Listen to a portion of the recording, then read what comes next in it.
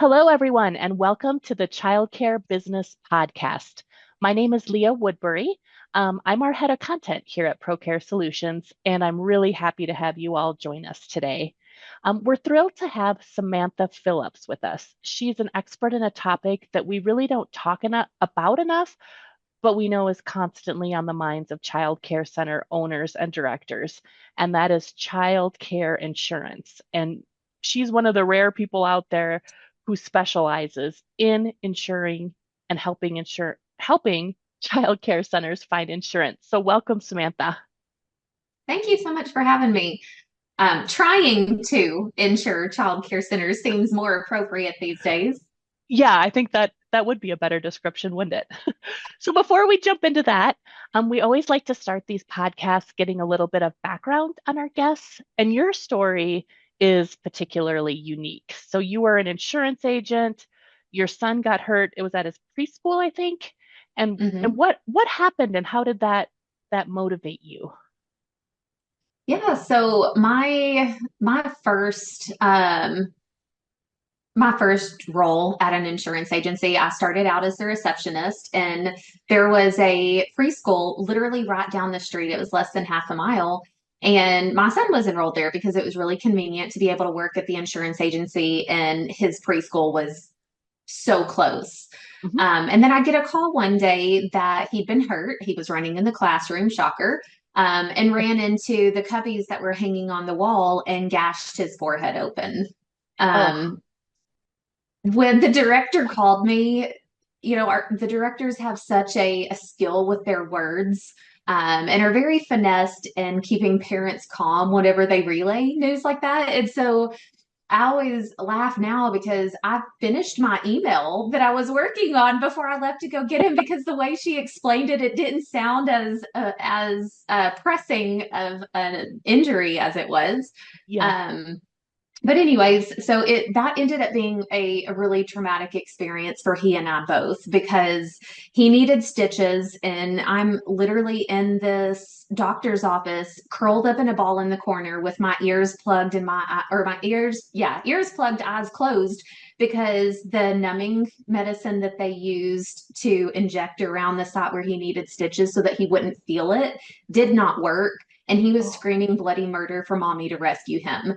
And I couldn't, because he needed the stitches. And if I were to stop what was taking place, there's no way that he was going to let them touch him again. And it took my husband, who is a very solid guy, and four other staff members to hold this little human down to be able to stitch him up with as much as he was wailing. It was awful. Fast forward, the director was very concerned. She had called and checked on him while we were at home, just loving on each other next couple of days, because we both needed that reassurance, like mommy is there for you. And when I took him back, the director asked me, would our insurance cover this? Because the agency that I worked at the time insured his preschool. And it was like a light bulb went off in my head, because I realized in that moment that if an agency, or if we are the agency that is insuring this preschool and they are right down the street from us, and they don't know if the coverage that we have in place for them would cover a scenario like that, then we're not doing a good enough job educating our clients on the types of coverages they have and claim scenarios that they could protect them against. And so that really was what set me on this trajectory of, well, I'm going to rewrite that narrative and be the one that educates educators, and so I've been looking for different ways to do it ever since. Well, you have a ton of really, really great knowledge. So I am really excited to jump in and pick your Thank brain you. and shift to today. So, like I said earlier, here at ProCare, we're hearing a lot of our customers talking about renewal premium skyrocketing. Is this hmm happening? Is this happening everywhere? What's the reason? What kind of insight can you give us on what's going on? Yeah, absolutely. Definitely happening nationwide. Some states are experiencing it a little bit rougher than others because of catastrophic exposure, like tornado prone states or hurricane prone states, wildfires. Those sorts of states, the property premium increases are hitting them just as hard. But nationally, all childcare programs are really experiencing a shift in the liability what companies are willing to offer, what they're looking at as far as underwriting guidelines, the premiums that they're willing to renew, if they're even willing to offer renewal. Um, I started seeing red flags that we were headed in the direction or headed towards where we are right now last September. And so I've officially been talking about the child care insurance crisis for a year now, just trying my best to make people aware of, look, this is coming. There are some things you can do to lessen the impact, but it's going to be painful and it's going to get worse before it gets better. And we're definitely in the thick of the suck right now. Um, it's pretty bad. Premium increases are higher than they have ever been. Some programs are experiencing as much as 5 times what their premium was just last year, and without having ever filed any claims. So that's the reality that programs are facing right now. Well, I saw you posted on your Facebook page, which we will link to in the show notes because you share such good information. You were comparing this year's renewal premium costs versus last year. And Yes. the one that jumped And that out, was back in December last yes. year. So it's gotten even progressively worse now. Oh, I mean, the numbers were just staggering. One, it was Mm-hmm. a two-site center. It went from like 15,000 up to 22,000. So, I mean, Mm-hmm. $6,500 increase. I mean, it was just wild. Yeah, So, and that, the whole purpose of that post too was to let people know sometimes it's easier to see in number form yeah. what it is that I'm talking about when I say childcare insurance crisis. What does that mean? And so that was the best way that I could think of to provide a visual for things aren't good right now. I've got a client in Massachusetts that went single sites, went from paying around 25,000 a year to 50,000 a year and had never filed any claims. Well-established business, had been in the industry for 25 years, and Um, that $50,000 option was literally our only option for her. So her choices were pay it or operate without insurance, which is not, you can't do that in Massachusetts. And nobody would want to anyways. no, no, no. And then when you were talking about no claims, could you give us some Mhm. examples of recent verdicts or settlements that are maybe affecting these premiums on claims that have been made? Yeah, so I actually got some insurance companies are very tight-lipped whenever it comes to sharing claims data, Yeah. which doesn't help us on the risk management side when we're trying to figure out, well, what can we do to keep claims from occurring? Well, if we don't know where the largest majority of claims are happening, then it's hard to figure out how to keep them from happening. Hmm. But I did have one company that shared some information with me on some of their recent verdicts. An abuse molestation claim where a male employee had had improper contact with several children, paid 2.8, just under $2.9 million. Had Wow. a child slide down. It's hard to wrap my mind around why a rope would be anywhere near a slide, but the child's neck got caught in the rope, ended up choking them. That paid out $1.5 million. A mother of a child fell when she slipped on bubbles from a birthday party that they had on site. That paid $863,000. Um, an infant Wow. died from SIDS while taking a nap. That was $846,000. So, and that's just a handful of claims examples. But when you add in also property losses, I've seen water Mhm. damage claims from sprinkler systems, the fire sprinkler systems that are designed to protect your property from fire. I've seen them cause so much water damage from temperatures outside freezing and causing those pops to burst because they weren't properly winterized. And those claims are several hundreds of thousands of dollars and a long time for repairs. Oh. So, and because of this, some insurance companies, they're just leaving childcare, right? They're just saying we're not we're not messing with this. Is Yeah, that they're what you're like, seeing? peace, I'm out. Hmm. Yeah. Oh, And there was always a small pool of insurance companies to begin with that would yeah. insure childcare. I would say at any given time, no more than about 15 companies in the what we call the admitted market. And we lost about half of those in Q4 2023. The about half of the ones that are left now are only regional providers, which means they don't insure every state. They only insure anywhere from 10 to 20 states across the US. So then you've got a very small selection, especially for those providers operating in states that don't have access to the regional providers because they don't insure in that state. Yeah. And then also with the companies that are left, we're seeing just drastic changes in what they're looking for and what they're willing to insure. So it's really like trying to find a suitable insurance provider for every program now. It's like looking for a needle in a haystack. You have to check all the right boxes in order to be accepted into the few programs that are left out there. And how are licensing inspections playing into that? Um, honestly, I think Very this could heavily. this could probably be an entire podcast in itself. So these insurance companies, they're actually digging into inspection reports, like at the state level, Yes. or Yes. They are okay, going online. They're reviewing the state inspection reports. They're looking at the violations. Um, Repetitious violations really shows that either you don't care about the problem or you don't care about fixing it. Any violations that could pose harm to a child, such as broken playground equipment or background checks is a big one. Access to hazardous chemicals, things, violations like that.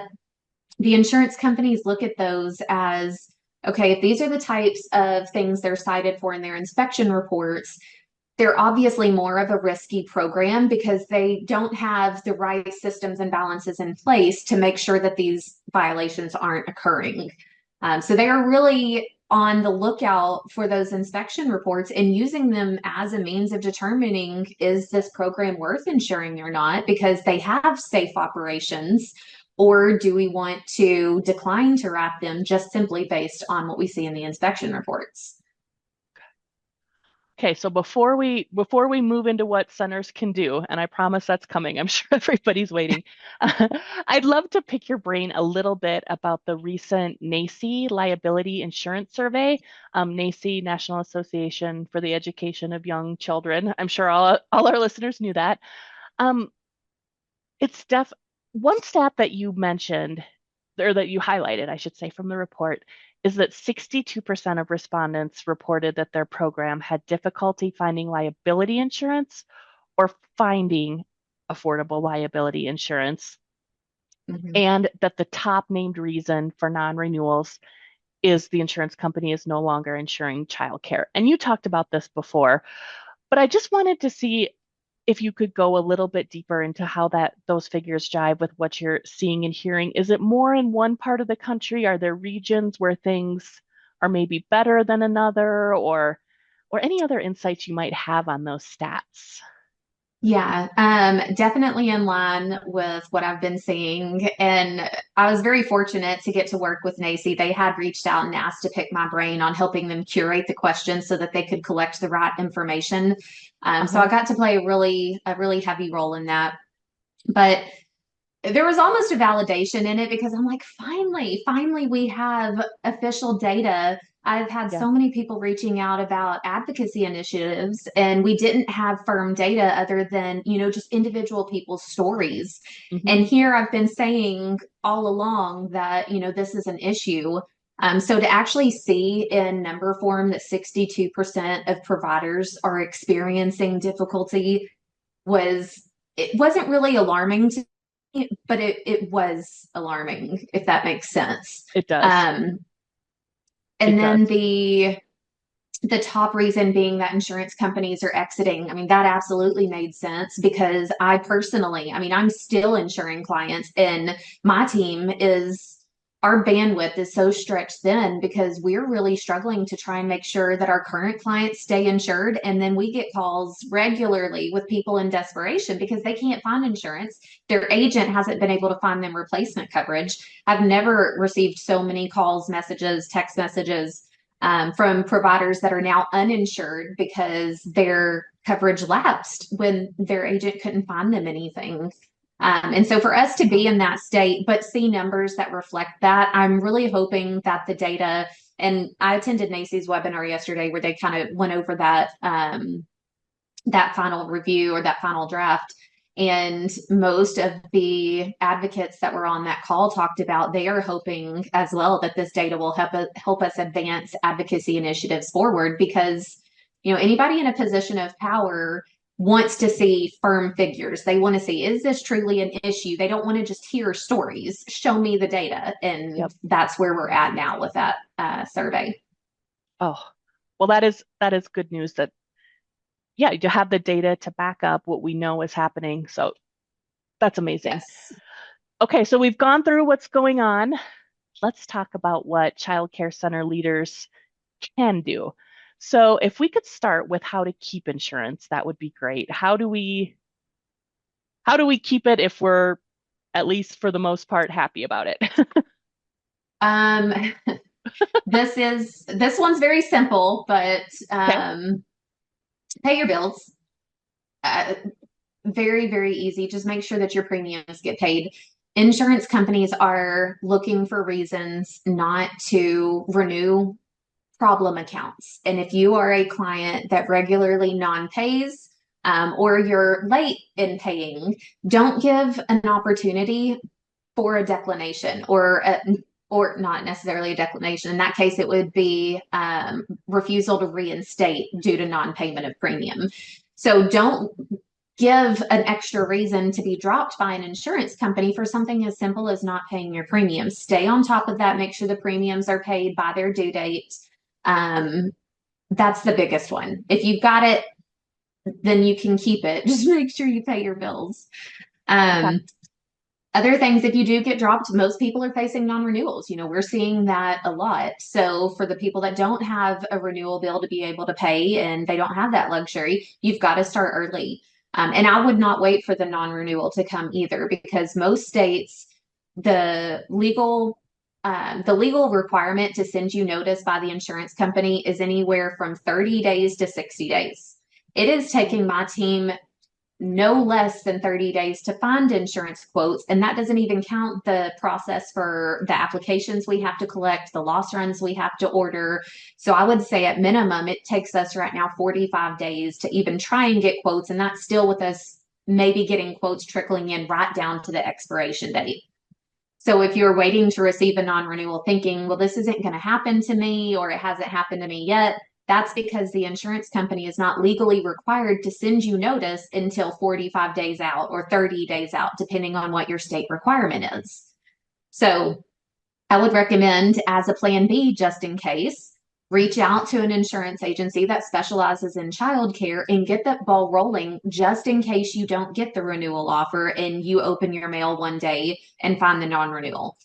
Speaking of Okay. that, I think a lot of people are sitting on their insurance company mail because right at this point they're expecting that renewal offer to come like it usually does, and well, it's just a bill that needs to be paid.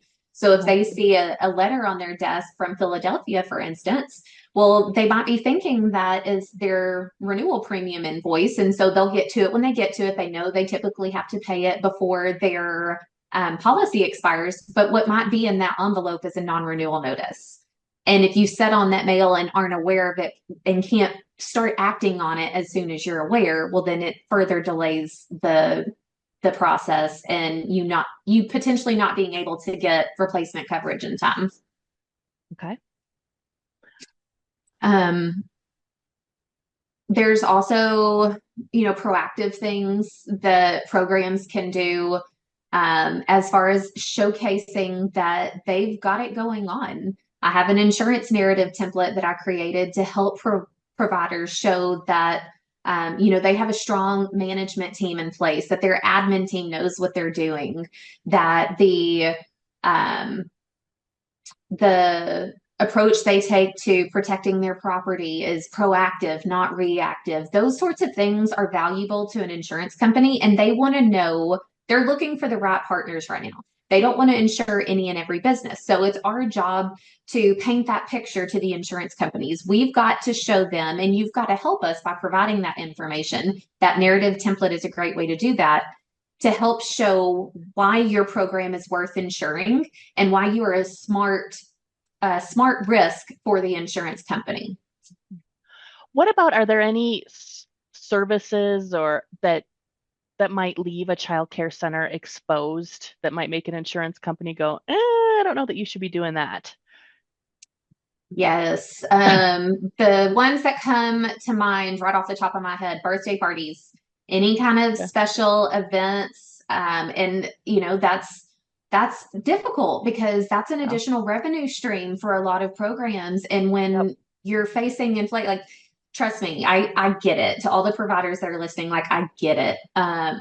But that is a sore spot for insurance companies because it's an additional exposure, and that bubble incident that paid $850,000 wouldn't Uh-huh. have happened had it not been for a birthday party on site. Another one that is a sore subject for providers is 2 employees in every room at all times for accountability purposes. That is not required in every state and not always mandated by ratios. So a lot of insurance companies now are making that a mandate in order to be able to offer coverage. And for programs that don't have the ability to incorporate that, that leaves them out of one less insurance option that might have been available to them. Um, the other one that comes to mind is field trips, the types of field trips that you go on.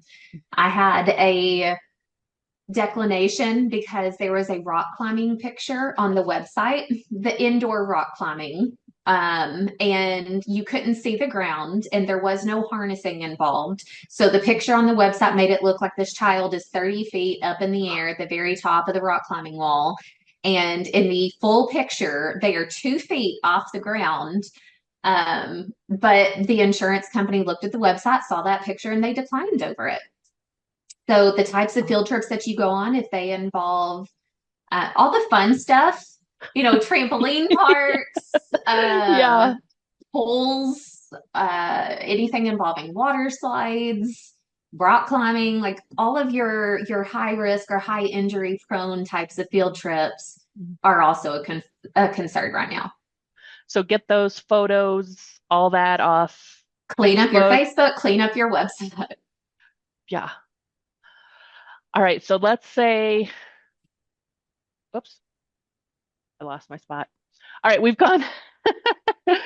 What about insurance shopping? Can you talk us about that? Talk to us a little bit about that. Let's say you've done everything you can, you've kept your insurance, but you want to know what else is out there. How can a center go Mm, about getting a good policy? I mean, for a fair price. yeah. Um, Good policy and fair price are hard to find right now. Yeah. You really have to check all the boxes. What we're seeing even for the best programs, the coverage options have changed quite a bit. We used to be able to get $1 million in abuse liability coverage very easily, and now my team and I are running into sublimited amounts, 500,000 or less, very regularly. Um, so really finding an agent that specializes in childcare is going to be your best bet. There are Mhm. several of us out there. It's not a large pool, but find somebody that specializes in this industry. And the reason that's so important is those companies will have the best access to markets that cater to this industry. Most generalist agents, the local guy down the street, might have access to an insurance company that can insure a lot of different types of businesses, but not necessarily multiple companies that can insure childcare businesses, because his job is to insure anything that walks through the door that might contact him for business insurance. Mhm. A specialist has companies specific to this industry. So start there and then be willing to complete the paperwork. The application process is really time consuming and tedious, but it's so important because that application can literally make or break whether you're going to get a quote or not. And how you answer those application questions can also make or break whether you get a quote. I had a client accidentally answer, and mind you, I have a full-time person in addition to myself that screens these applications for red flags to make sure that there aren't questions that might be answered in a way that is going to cause the insurance company concern. And if there is, we're going to have to reach out and get additional insight. We missed the corporal punishment question and how they answered it. They had answered that yes, they do allow corporal punishment, but just below, or no, they said no, they don't allow corporal punishment. But the question just below that said, have you ever had any corporal punishment liability claims made against you? That they answered yes. It was by accident. I didn't catch it. Oh, And I was getting declination after declination after declination and couldn't figure out why. Finally, one underwriter told me, we don't have any markets that will accept that corporal punishment exposure. None of my clients allow corporal punishment. What do you mean the corporal punishment exposure? At which point I found out it was the way that that question was answered on the application. So now it looks fishy if I were to go back to all of these insurance companies and say, oh, by the way, that was an accident. So yeah. really pay close attention to the applications, fill them out thoroughly. Yes, they're a pain in the butt, but you've got to do it right now. You've got to embrace the suck and do it and be careful how you're filling them out. And then you talked too about getting a lot of data together, like even about the type of building, even if you're leasing the building, Oh, like yes. what's on that list should you be able to rattle off for a application? There are four main pieces of information, years specifically, that you're going to need to know Okay. whether or not you own the building. That is the year the roof was last updated, plumbing, HVAC systems, and electrical or wiring. Plumbing, roof, HVAC, electrical. Those are the four things that you will be asked on every insurance application.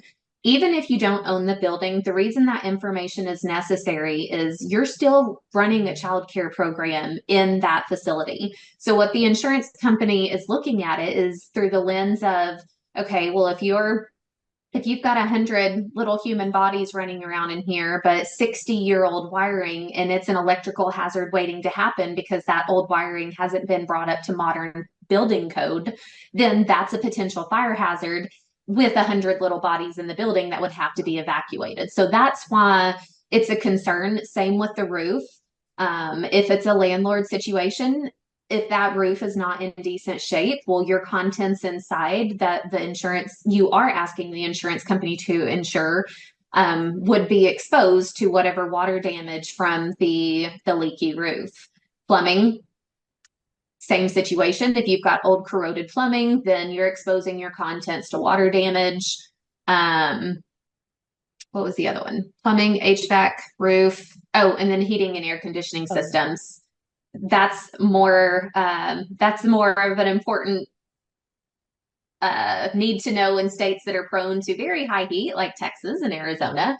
But regardless, all programs, if you own the building, if you lease the building, you will be asked for those four pieces of info. and then you touched on this earlier, like telling a better story with a narrative. Can you give us a couple tips for how to do that on these applications? Yeah, so what you want to do is highlight anything that makes your program look less risky to an insurance company. That's really all it is. We want to think of it from a risk management standpoint. If your management team has been with you for 10 years going strong, if you have